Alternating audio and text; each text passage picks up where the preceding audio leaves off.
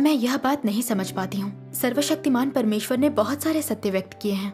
इन पादरियों और एल्डरों में खोज करने की कोई इच्छा क्यों नहीं है? वे सर्वशक्तिमान परमेश्वर की निंदा क्यों करते हैं और हमें सच्चा मार्ग स्वीकारने से रोकने के बारे में क्यों सोचते रहते हैं? हाँ, कायदे से तो जैसे पादरी बाइबल पर लोगों को भाषण देते हैं, तो उन्हें प्रभु को अच्छे से जानना चाहिए। हाँ।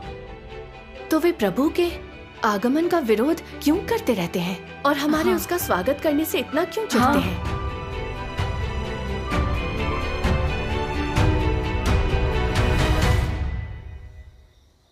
उस जमाने में फरीसी बाइबल पढ़ने में पारंगत थे और यहोवा परमेश्वर का प्रचार करने के लिए यात्राएं किया करते थे। क्या वे लोग वाकई परमेश्वर को जानते थे? नहीं।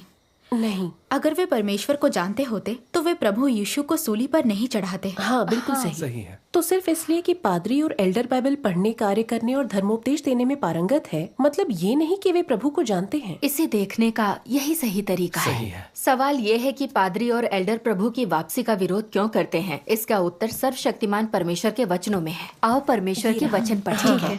पृष्ठ 1434 पर जाएं। चलिए मिलकर पढ़ते हैं। ठीक है। क्या तुम लोग इसकी जड़ जानना चाहते हो कि फरीसियों ने यीशु का विरोध क्यों किया? क्या तुम फरीसियों के सार को जानना चाहते हो? वे मसीहा के बारे में कल्पनाओं से भरे हुए थे। इससे भी ज्यादा उन्होंने केवल इस पर विश्वास किया कि मसीहा आएगा, फिर भी जीवन सत्य का अनुसरण नहीं किया। इसलिए वे आज भी मसीहा की प्रतीक्षा करते हैं, क्योंकि उन्हें जीवन के मार्ग के बारे में कोई ज्ञान नहीं है और नहीं जानते कि सत्य का मार्ग क्या है। तुम लोग क्या कहते हो? ऐसे मूर्ख, हठधर्मी और अज्ञानी लोग परमेश्वर का आशीष कैसे प्राप्त करेंगे? वे मसीहा को कैसे देख सकते हैं? उन्होंने यीशु का विरोध किया क्योंकि वे पवित्र आत्मा के कार्य की दिशा नहीं जानते थे, क्योंकि वे यीशु द्वारा बताए गए सत्य के मार्ग को नहीं जानते थे, और इसके अलावा क्योंकि उन्होंने मसीहा को नहीं समझा था, और चूंकि उन्होंने मसीहा को कभी नहीं देखा था और कभी मसीहा के साथ नहीं रहे थे, उन्होंने मसीहा के बस नाम के साथ चिपके रहने की गलती की, जबकि हर मुमकिन ढंग से मसीहा के साथ का विरोध करते रहे। आमीन।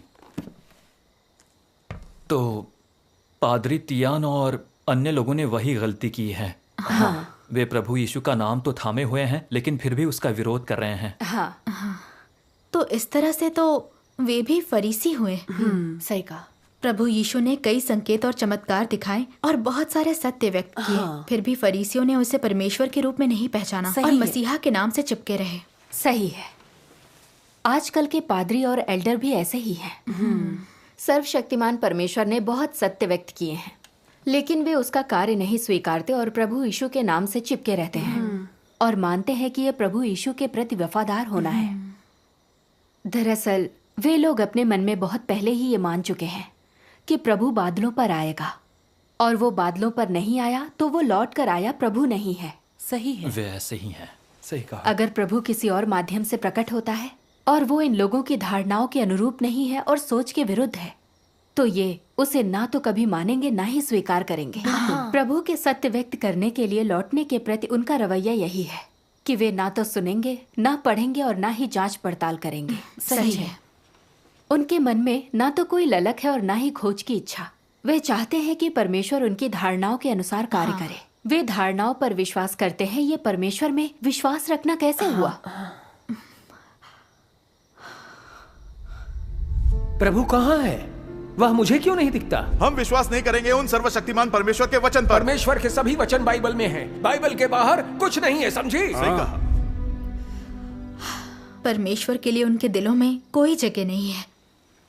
उनकी अभिव्यक्तियों के बारे में सोचे तो वे परमेश्वर को महान मानकर उसका आदर नहीं करते, ना उसका भय मानते हैं। ना केवल वे परमेश्वर को महान नहीं मानते, बल्कि वे छद्म विश्वासी हैं। प्रभु के सच्चे विश्वासी परमेश्वर के साथ ऐसा व्यवहार कभी नहीं करेंगे। सही है। पादरी और एल्डर परमेश्वर के प्रकटन का अनादर करते हैं, उसकी आलोचना और निंदा करते हैं। क्या ये लोग पुराने जमाने के फरीसियों की तरह नहीं हैं? प्रकृति से ये लोग अभिमानी और दम्भी हैं। ये सत्य और परमेश्वर का तिरस्कार करते ये हैं। बात बिल्कुल सही है। क्या पादरी और एल्डर सर्वशक्तिमान परमेश्वर की निंदा इसलिए नहीं करते कि अगर परमेश्वर के चुने हुए लोग और भेड़ें परमेश्वर द्वारा व्यक्त सत्य सुन लेंगे तो परमेश्वर के घर लौटकर सर्वशक्तिमान परमेश्वर का अनुसरण करने लगेंगे? वे पादरियों और एल्डरों के नियंत्रण में नहीं रहेंगे, उन्हें भेंट नहीं चढ़ाएंगे, उनका समर्थन नहीं करेंगे, उनका आदर और अनुसरण नहीं करेंगे, और इसलिए वे क्रोधित हो गए हैं। सर्वशक्तिमान परमेश्वर से घृणा करने लगे हैं। वे बेईमानी से उसके प्रकटन और कार्य के बारे में राय बनाते और उसकी निंदा करते हैं। लोगों को गुमराह करने के लिए अफवाहें गढ़ते और शैतानी बातों का सहारा लेते हैं। क्या इन अभिव्यक्तियों और उस जमाने में प्रभु यीशु का विरोध करने वाले फरीसियों में कोई अंतर है? सही कहा। कोई अंतर ये है नहीं पादरियों और एल्डरों का असली चेहरा। वो बहुत घिनौने लोग हैं। ये आजकल के फरीसी हैं। फिलहाल बहुत से लोग केवल पादरियों की ही सुनते हैं। उन्हीं को उन्होंने द्वारपाल बना रखा है। प्रभु के स्वागत को लेकर उन्हीं की सुनते हैं। वे परमेश्वर के इरादे जानने के लिए उस पर भरोसा नहीं करते, उसके सामने नहीं आते। उसके कार्यों की जांच पड़ताल करने और पहचानने के लिए परमेश्वर पर भरोसा नहीं करते। इन्होंने अपने स्वर्ग के राज्य में प्रवेश जैसे मामले भी पादरियों के भरोसे छोड़ रखे हैं। उन्हीं के निर्णय अंतिम मानते हैं। क्या ये मूर्खतापूर्ण बात नहीं है? क्या ये मूर्ख कुंवारियों की अभिव्यक्ति नहीं है? हाँ, वाकई। क्या इस प्रकार के लोग बचाए जाकर स्वर्ग के राज्य में प्रवेश कर सकते हैं? नहीं। प्रभु यीशु ने कहा था, और अंधा यदि अंधे को मार्ग दिखाए तो दोनों ही गड्ढे में गिर पड़ेंगे। ऐसा लगता है लोग स्वर्ग के राज्य में प्रवेश करने के लिए पादरियों पर भरोसा नहीं कर सकते। अगर पादरी और एल्डर अंधे हैं तो क्या हमें भी खाई में नहीं गिरा देंगे? तो हम राज्य में कैसे प्रवेश करेंगे? हम बर्बाद हो जाएंगे। जो लोग अंधे पादरियों का अनुसरण करेंगे वे न केवल स्वर्ग के राज्य में प्रवेश नहीं कर पाएंगे बल्कि परमेश्वर द्वारा त्याग दिए जाएंगे और दंडित किए जाएंगे। वे दंडित किए जाने योग्य ही हैं। वे किसे दोष देंगे? उनके साथ ऐसा ही होगा। कोई भी पादरियों पर विश्वास करने के लिए मजबूर नहीं कर रहा है। उनके पास कान और दिमाग हैं, लेकिन वे सुनते पढ़ते या जांच नहीं करते। बस पादरियों और एल्डरों के ही सुनते रहते हैं। वे बस उनके पीछे नरक में जाने का इंतजार कर रहे हैं। वे सहानुभूति के लायक नहीं हैं। इससे बाइबल के ये वचन पूरे होते हैं, मेरे ज्ञान के न होने से मेरी प्रजा नष्ट हो गई। मूढ़ लोग निर्बुद्धि होने के कारण मर जाते हैं। आमीन। मूर्खों का यही अंजाम होता है। सही कहा। वाकई पहले मैं यह सोचकर पादरी तियान का सम्मान करती थी कि वह बाइबल को समझता है। उस दिन तो मैं उसकी बातों में आकर सच्चे मार्ग की जांच की भी हिम्मत नहीं करने वाली थी। सौभाग्य से परमेश्वर के वचनों ने मुझे प्रबुद्ध कर राह दिखाई और मैं गुमराह होने से बच गई। परमेश्वर का धन्यवाद। अब तो मैं उसके बारे में सोचकर ही कांप जाती हूँ। प्रभु का स्वागत करने का मौका चूक जाती तो उसमें मेरा विश्वास ही व्यर्थ हो जाता। अगर ऐसी समस्याओं का सामना करना पड़ा जो हमें समझ ना आए तो हमें अधिक प्रार्थना करनी चाहिए। मैं पादरियों की बातों पर विश्वास नहीं करूंगा। वे सभी फरीसी हैं। हमें केवल इन्हीं पादरियों और एल्डरों से ही नहीं, किसी के भी हाथों विवश नहीं होना चाहिए। सर्वशक्तिमान परमेश्वर ने बहुत से सत्य व्यक्त किए हैं जो हमें उद्धार का मार्ग दिखाते हैं। आखिरकार हमें स्वर्ग के राज्य में प्रवेश करने की आशा दिखने लगी है। बिल्कुल। अब हमें मन में कोई संदेह नहीं रखना चाहिए। विश्वास रखकर सर्वशक्तिमान परमेश्वर का अनुसरण करना चाहिए। अगर पादरी और एल्डर हमें फिर से परेशान करते हैं तो अब हम नहीं डरेंगे। सही कहा। क्योंकि हमारे अंदर विवेक है।